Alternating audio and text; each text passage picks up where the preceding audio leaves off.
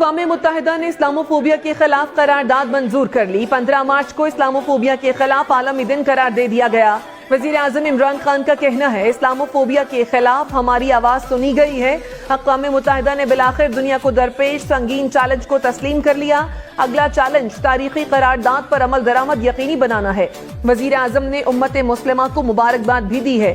کہا، پاکستان نے OIC کی جانب سے اسلاموفوبیا کے خلاف قرارداد اقوام متحدہ میں پیش کی تھی۔ اقوام متحدہ نے اسلاموفوبیا کے خلاف قرارداد منظور کر لی۔ 15 مارچ کو اسلاموفوبیا کے خلاف عالمی دن قرار دے دیا گیا۔ وزیر اعظم عمران خان کا کہنا ہے، اسلاموفوبیا کے خلاف ہماری آواز سنی گئی ہے۔ اقوام متحدہ نے بالآخر دنیا کو درپیش سنگین چیلنج کو تسلیم کر لیا۔ اگلا چیلنج تاریخی قرارداد پر عمل درآمد یقینی بنانا ہے۔ وزیر اعظم نے امت مسلمہ کو مبارکباد بھی دی ہے۔